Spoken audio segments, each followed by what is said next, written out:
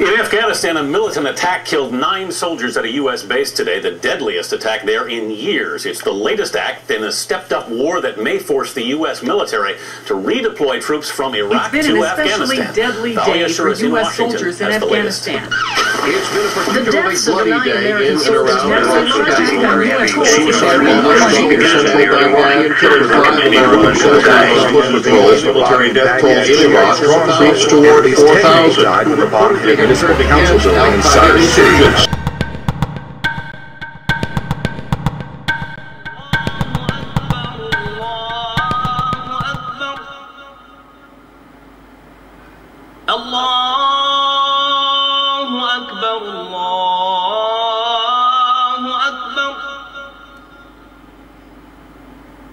أشهد أن لا إله إلا الله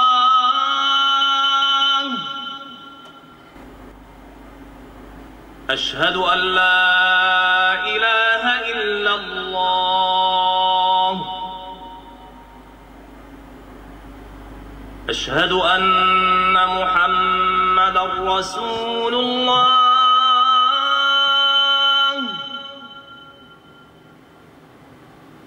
أشهد أن محمدا رسول الله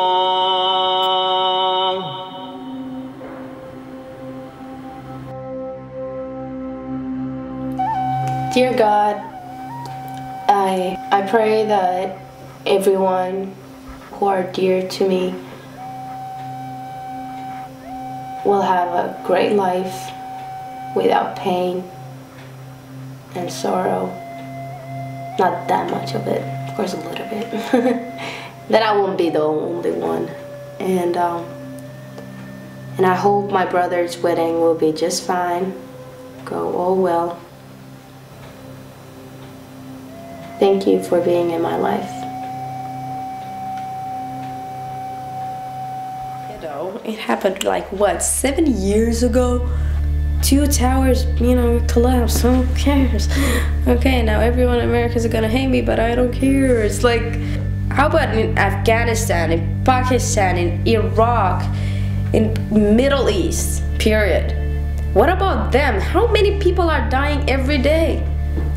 In America, 2 goddamn buildings collapsed, and now we're still talking about it, still wondering, still feeling. And you know, they talk about it, oh yeah, 400 people died. Oh.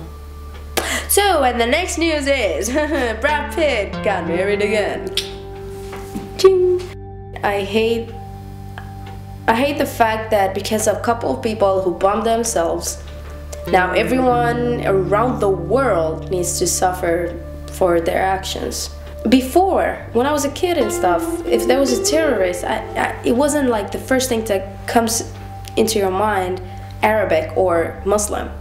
But nowadays, if you hear something like it sounds like a bomb, and then first thing comes up to your mind is like, oh, terrorists, and then oh my god, like, and then you're looking all the Arabics and all the Muslim people, is it him or him, or he got a bag, oh my god. It's just like, Jesus.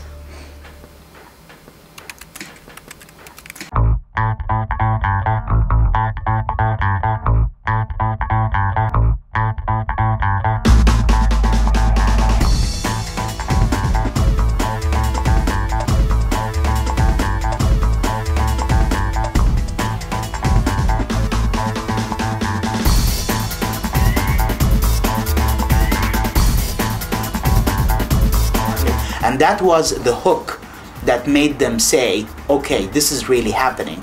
And then, because we were the only ones doing it, they had called us the trailblazers in this month. So a Muslim is a social media network that focuses primarily on the Muslim lifestyle. On our site, that means 26 content categories.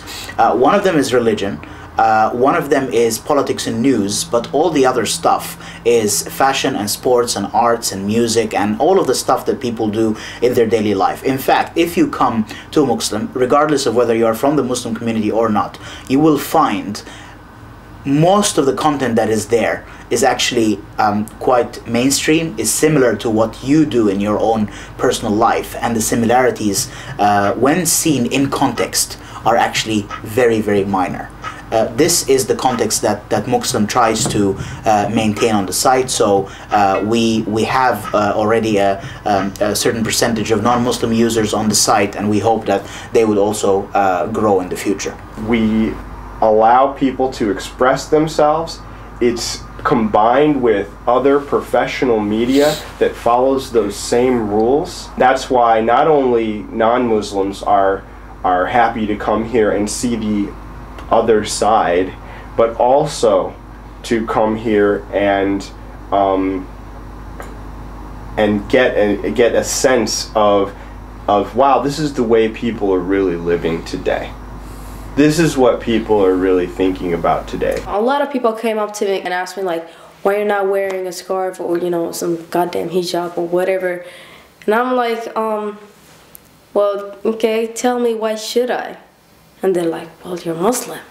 I'm like, yeah, so in Algeria, they don't wear, I mean, they do, some of them, you know, there's like people who does and people who don't, and it's like, you know, your choice. They feel that, you know, just the same need that I had myself, that the Muslim lifestyle elements were not very widely available around them. They wanted to connect with more people. They felt that they were mainstream, but they just didn't find many Muslims around them who were mainstream, and they wanted a place to find those people, and that place happened to be the internet. So you know, you saw, for example, people from Canadian Muslim communities speaking with Australian Muslims, with British Muslims, and basically sharing their experiences. We just need to have this dialogue within the Muslim community, and if someone from outside the Muslim community wants to come and also share something with us and learn more about us, it's a fantastic opportunity as well.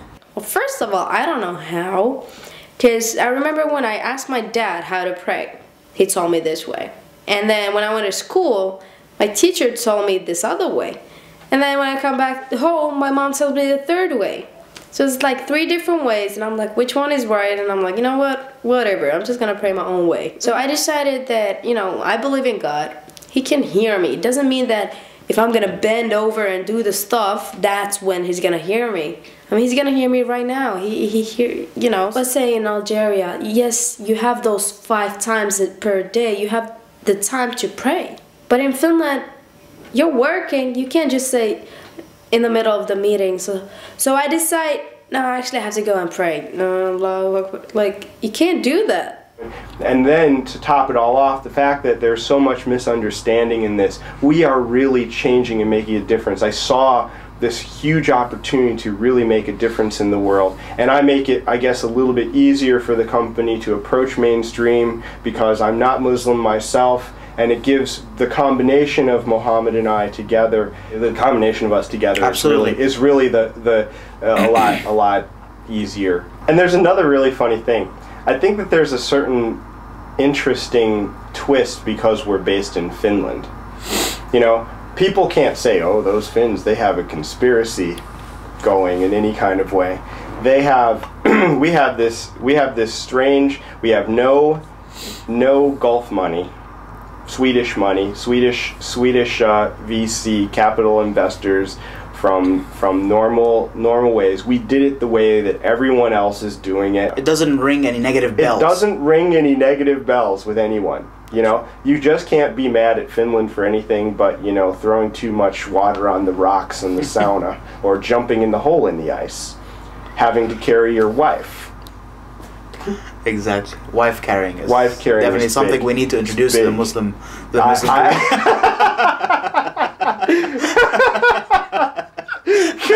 Can you imagine? In the media, you hear that, you know, there's terrorists who kills and bombs and blah blah blah, and they're Muslims and you know. But I'm not. My brother isn't. My cousin, oh, no, I'm kidding. My cousin is not, you know, a terrorist or whatever. I don't know any terrorists. You don't want to fire people? No. I like sitting on the side. You know, if we were having that kind of thing, I would look at being the guy who's on the side, okay, sort of like egging you on. You know, you're like Donald Trump, right? And I'm sort of egging you on, going, you know, this guy is probably, you know,